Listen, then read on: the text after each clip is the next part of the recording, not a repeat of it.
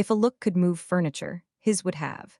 If a smile could rearrange a life, mine was already halfway packed when Adrian Locke's eyes landed on me and didn't blink for a beat too long in a hallway where time suddenly forgot the clock. He was the kind of presence that shifts the temperature. Broad-shouldered, suit worn like an afterthought, jaw shadowed, a soft scrape of danger threaded through polished vowels and fewer words than most men use to fill silence with nothing. People called him the architect of the company's comeback, the ruthless mind who could smell weak strategy from a floor away, a man who favorited market data and kept meetings to the blade. They didn't say he had a way of seeing a person so precisely it felt like being named in a language older than caution. I'm Elise, marketing strategist, mother of one, wife to Thomas, predictable in the safe ways and starving in the ones I didn't let myself say out loud. Not even in the car when the light turned red and confession would have had the cover of traffic noise to hide under. Adrian had been a rumor for months, a signature on approvals, a baritone in town halls, a tension in the air when the elevator stopped at the executive floor, and everyone pretended they didn't breathe differently. But that afternoon, in the glass corridor between conference rooms, rumor became person and person became trouble. We noticed each other and then pretended we hadn't. That's the first skill of people who know the difference between impulse and impact, between the kind of want that passes and the kind that collects interest while it waits. Elise Hart, he said, like he'd been practicing the syllables in private, and my name sounded unreasonably intimate on his tongue, like a key in a lock I hadn't known I still wore. He asked about the campaign forecast. I answered with numbers and learned how hard it is to sound ordinary, while the air insists on being something else. It was nothing, until it was not. A week later, late evening, open plan gone quiet, printers cooling, city hum threading the windows, he stepped into the meeting room where I was nursing the deck I'd already perfected because the point wasn't slides. It was the ache that liked fluorescent after hours, and the fantasy of not being the sort of woman who would do the thing I had already started doing in the soft of my mind. "You're still here," he said, and it was astonishing how much invitation a simple sentence could hold when it came from a man who never asked questions he didn't intend to answer with action. He didn't come closer. That's how he came closer. Presence is distance curated, proximity arranged like a chessboard moved by breath. "You work like survival's a metric," he said, sliding the deck closer with two fingers, not looking down, looking only at me like the strategy was a person and the person was the pitch. I said something efficient and safe. He let silence grow a spine between us until it could carry weight. "There's a fracture in the second act," he murmured, and the second act was not the campaign, and we both knew it.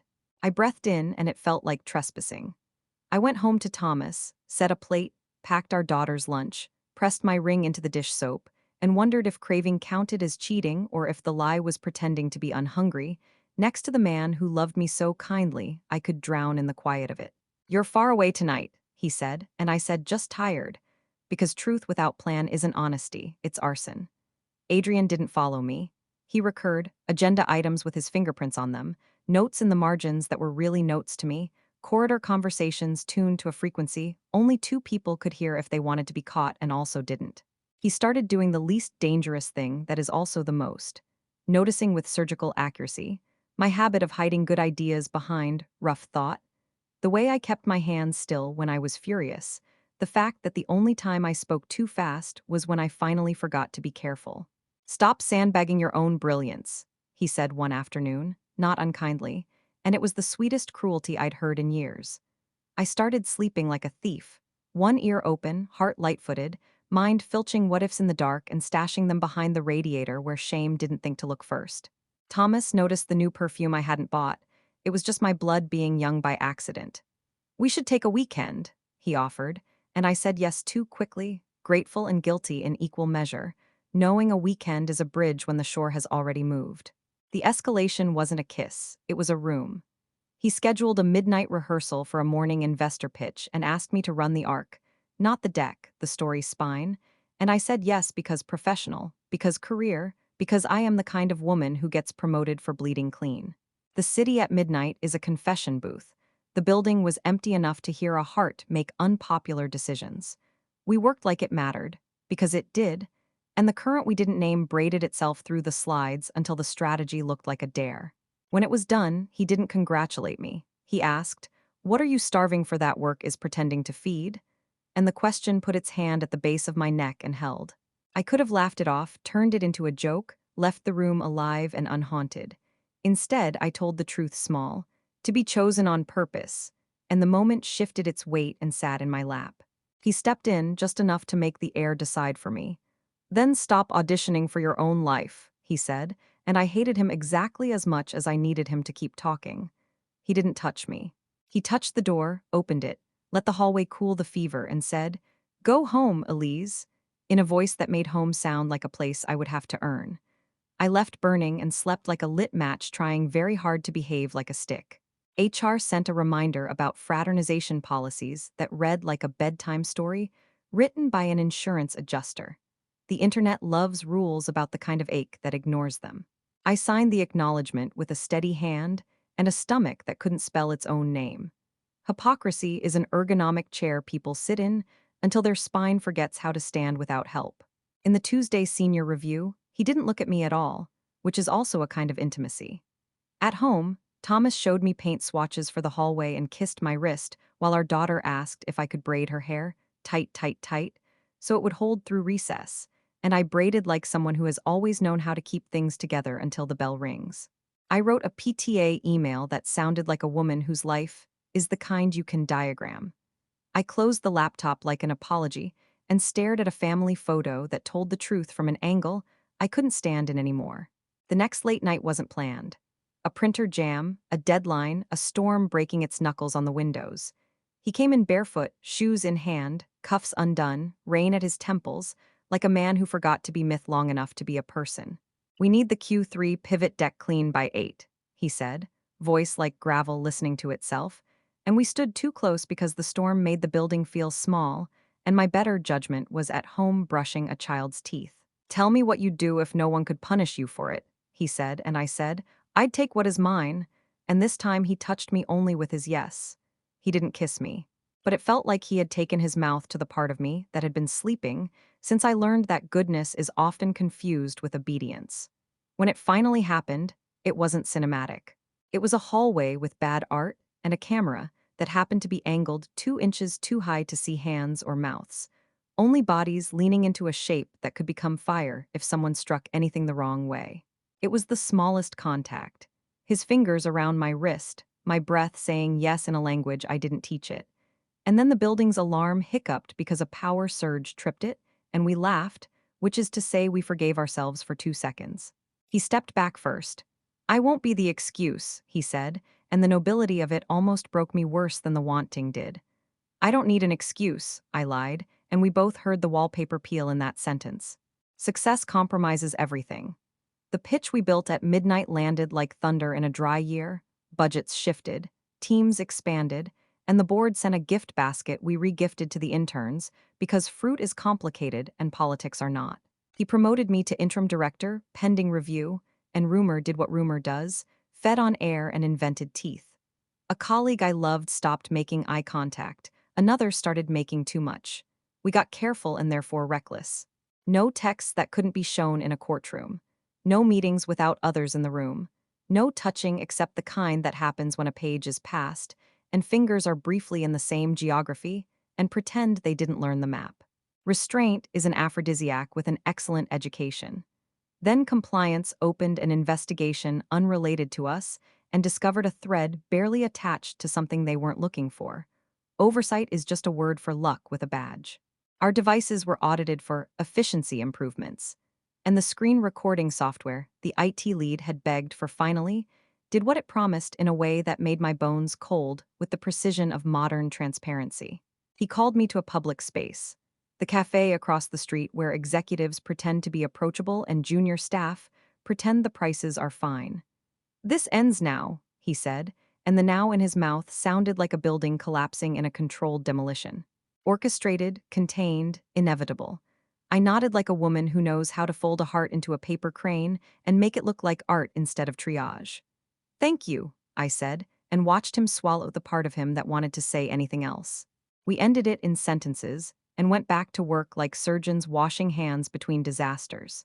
Which is why the first time we actually kissed felt less like sin and more like gravity collecting a debt We deferred with interest we could no longer afford. No one saw. The camera angle was mercy for exactly 8 seconds. The building forgot to punish us, and the universe limited itself to thunder. After, I sat at my desk and typed, "We need to stop," and sent it to myself, because confession without recipient is how cowards keep diaries in places no one can subpoena. Leaks don't care about context, they care about momentum. A clipped screen, a silhouette, a subject line that wasn't ours attached to a narrative that very much was. It wasn't explicit, no kiss on camera, no text with a verb that could do damage alone. But it was enough for the story to build itself, especially for a woman in a seat she'd earned and would now be accused of stealing from her own work. HR called me into a room with too many chairs and water that tasted like paper. They asked questions like instruments, cool and precise, designed to find a note I couldn't sing without breaking something that didn't belong to me alone. "Have you and Mr. Locke engaged in a relationship that could compromise decision-making?" they asked, and the truth was a kaleidoscope that refused to settle. "We have worked closely on strategic initiatives," I said, and if I'd been less terrified, I might have admired the craftsmanship of my own evasion. At home, Thomas held out the printout someone had slid into our mailbox, anonymity doing the brave work of a signature. It was the silhouette, two figures in a glass hallway, nothing provable, everything implied, and the caption. "She comes home at midnight because someone else makes her mornings." He didn't shout, he sat. "Do you love him?" is the kind of question that is both too big and too small. "I don't know how to answer that without hurting you more than I already have," I said, and watched the sentence do the damage it promised. "Do you love me?" he asked, and the answer was not the opposite. It was a different axis. Two truths refusing to reduce themselves for human comfort. Our daughter walked in and asked for help finding her sneakers, and we found them because love is sometimes a shoe under a couch when what you deserve is a clean apocalypse. Adrian offered to fall on his sword. He always did like a clean narrative arc. "Say I pressured, say you resisted, say it saved your job," he said, and anger finally arrived, bright and useful. "Don't you dare make me smaller to make yourself righteous," I said, and that's when I knew I was done being a story that required my own erasure to be palatable. I went to HR with a statement that didn't beg. I detailed timelines, guarded boundaries crossed, consent owned, power acknowledged without surrendering my agency to it like a prop. "Suspend me," I said. "Investigate us. But do not write me into a trope that keeps your policies clean and my body anonymous." Consequences are rarely cinematic, they are procedural. Interim director rescinded pending outcomes. Project reassigned. A leave of absence that sounded compassionate and felt like exile. Adrian was asked to take time to reflect, a phrase executives use when they mean, "We hope this blows over or becomes someone else's problem by Q4. Gossip cooled because even vultures get bored when the carcass refuses to rot on schedule. At home, we unspooled. Thomas and I tried counseling. We learned new words for old wounds. We sat in rooms with soft chairs and harder truths, and decided to be parents first and people in real time instead of actors in a salvage fantasy. "I still choose you," he said one night, and sometimes choosing someone isn't enough. Sometimes it is a miracle. We gave each other 90 days of radical clarity. No lies, no guesses, no performance.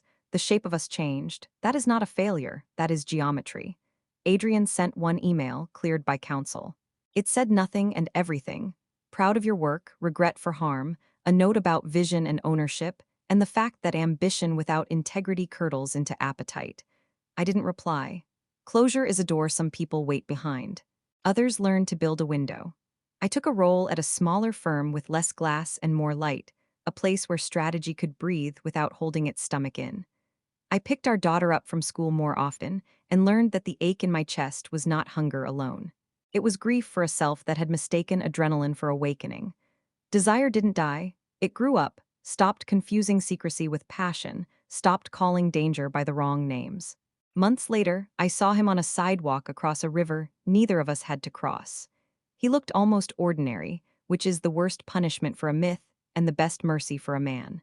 He lifted a hand, not a summons, just a human gesture that said, "We were a chapter, not a thesis." I lifted mine back and walked on, ring warm against my palm where I'd been holding it while deciding if vows are fences or gardens.